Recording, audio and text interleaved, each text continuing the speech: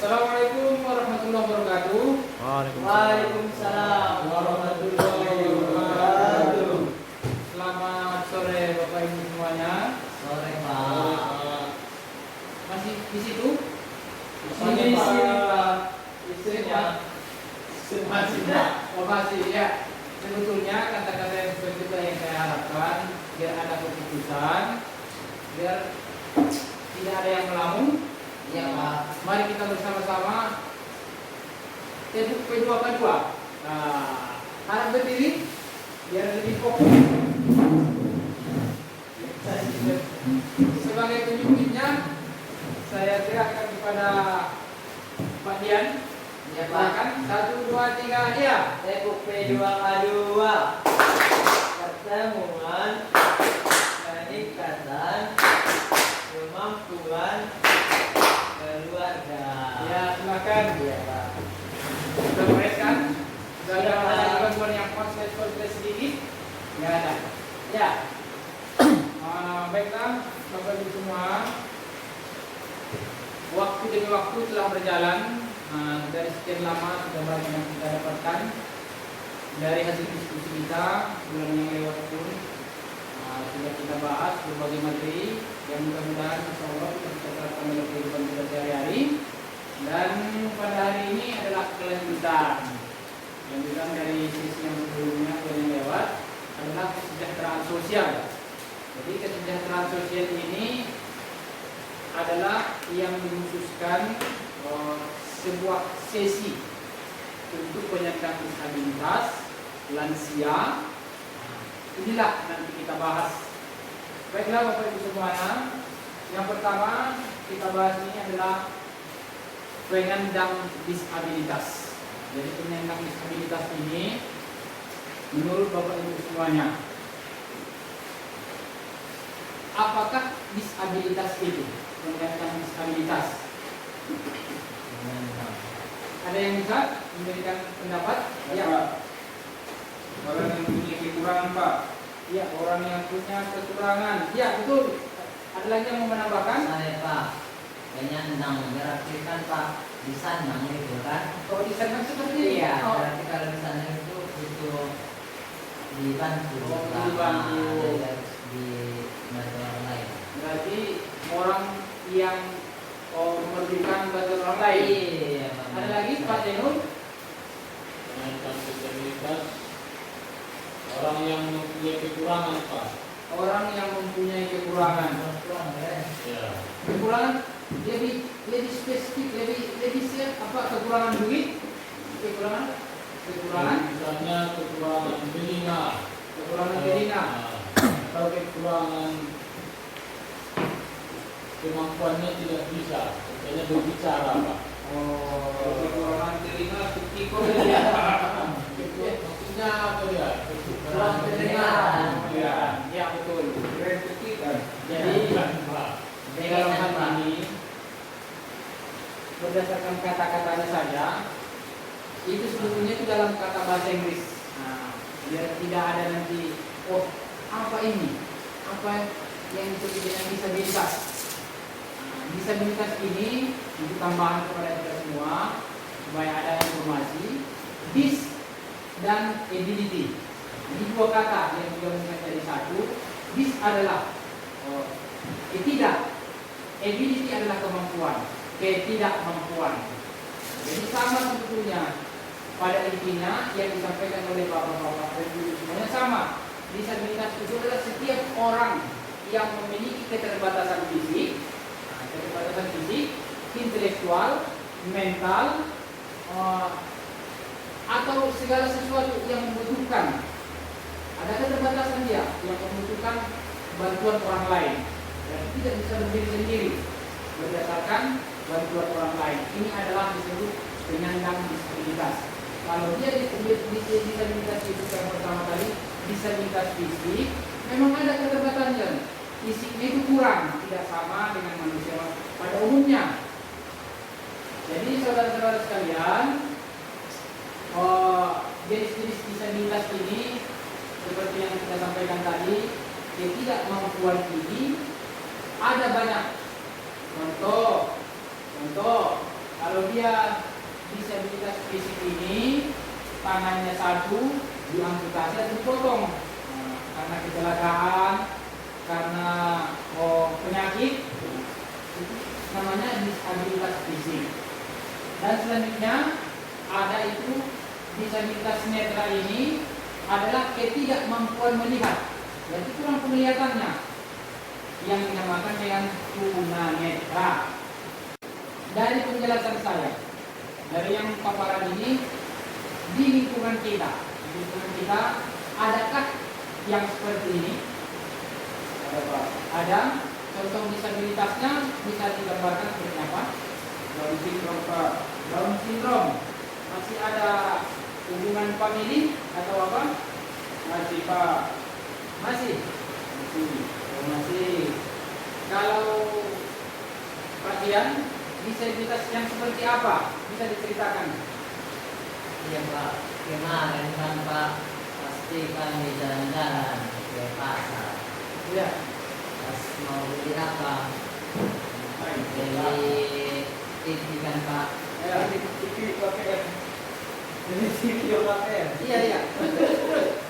Nah, pas di situ Pak di toko apa itu orang Cina, saya lihat anaknya itu kayak ini. Itulah Pak ada intelektual. Berarti dia masuk gangguan mental juga? Iya. Ya. Kalau Pak Jainul, Ya, Pak. banyak kali GCA-nya. Seperti ATM ini, bisa dijelaskan seperti apa disabilitas yang ada di kampung Bapak? Oh iya, Pak. Kalau di tempat saya ada disabilitas, tapi saya tidak tahu apa namanya, Pak. Dia itu tidak bisa bergerak. Tidak bisa bergerak, tapi masih hidup. Berarti antara hidup dan mati. Iya, Pak. Itu bisa bisa apa namanya kira-kira, Pak? Jadi menurut Bapak Anggi, kalau seperti yang ditanyakan oleh Pak Jainul ini, ada kasusnya sesuai dengan materi kita ini, disabilitas ini, ada seseorang yang tidak bisa apa-apa lagi, tapi masih hidup. Jadi masih disabilitas apa ini? Oh, setahu saya kalau nggak salah kira-kira masuk di disabilitas berat. Disabilitas, ya betul. Berikan tepuk tangan. Ya, jadi kategorinya secara gambarannya memang jelas. Ada 5 disabilitas ini supaya kita mengenal. Nanti pada saat ada pilkada, ada yang nanti tunawicara sudah bisa kita kategorikan mana dia. Dan selanjutnya disabilitas ini menurut tingkatannya ada 3 macam. Ada 3 macam. Itu disabilitas berat, disabilitas ringan, disabilitas sedang, dan disabilitas ringan. Jadi kalau dia disabilitas berat ini, seperti yang Bapak Jainul tadi contohkan, tidak bisa berbuat apa-apa lagi, kecuali hanya mendapatkan bantuan. Contohnya mau makan pun dia tidak bisa, mau berjalan pun dia harus ngesot, berguling-guling. Nah, itu masuk kategori disabilitas berat, tidak bisa direhab lagi. Kemudian kalau dia disabilitas sedang ini, dia ini adalah keterbatasan fisik ganda. Contohnya tangannya diamputasi dua-duanya, itu masih bisa berpartisipasi, masih bisa bergerak.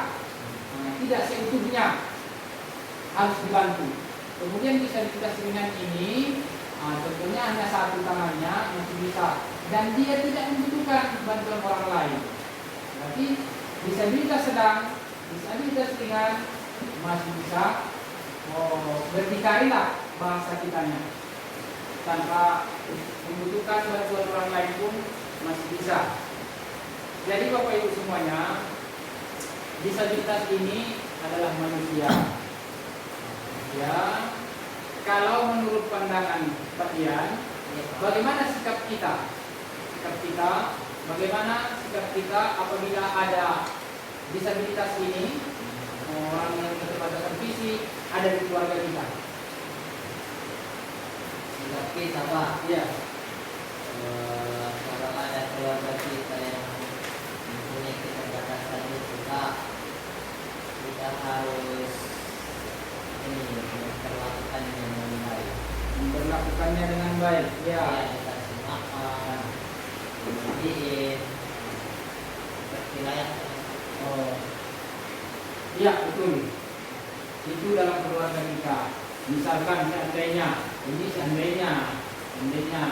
Bapak Denul, seandainya di rumah kita ada penyandang disabilitas berat. Kemudian memang semua keluarga kita ini adalah ada pekerjaan. Jadi apakah bisa ditinggalkan yang penyandang disabilitas ini?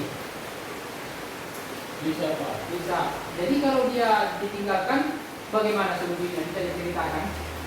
Kalau misalnya itu ada di rumah saya atau di keluarga kami, apapun kebutuhannya selama ditinggalkan, kebutuhannya ini tingkatkan di apanya, di sampingnya. Pokoknya dia mudah menjangkaunya. Contohnya kalau misalnya dia mau minum, ditaruh aqua atau botol aqua itu di sampingnya supaya tidak terlalu dekat dia Pak. Begitu. Ya, itu betul bahwa di dalam keluarga ini harus kita pahami bahwa penyandang disabilitas ini adalah anugerah, adalah pemberian yang seyogianya harus kita sayangi. Seperti yang kita ketahui, penyandang disabilitas ini mempunyai hak-hak juga, mempunyai hak-hak sama seperti manusia yang lainnya, tidak ada bedanya. Karena di dalam undang-undang sudah jelas bahwa semuanya itu sama di mata hukum, di mata Tuhan, apapun agamanya itu sama. Jadi dalam keluarga kita cara perawatannya juga jelas. Berikan dia yang menjadi haknya, hak untuk hidup, hak untuk makan. Berikan dia 4 sehat 5 sempurna. Berikan dia layanan kesehatan, urus akte kelahirannya, masukkan dia ke kartu keluarga. Semua itu adalah haknya juga. Semua itu di dalam keluarga harus dilakukan. Kemudian yang menjadi hak-hak disabilitas ini seperti yang saya sebutkan tadi sama. Hak-hak itu disabilitas ini seperti dalam kitab ini yang kita baca, untuk hidup, kemudian bebas dari cercaan. Jangan pernah kita menjelek-jelekan atau mengata-ngatai disabilitas ini karena akan melukai. Seandainya itu dibalikkan kepada kita, bagaimana perasaan kita? Kemudian mendapatkan perlindungan, mendapatkan pengobatan hukum, bersekolah.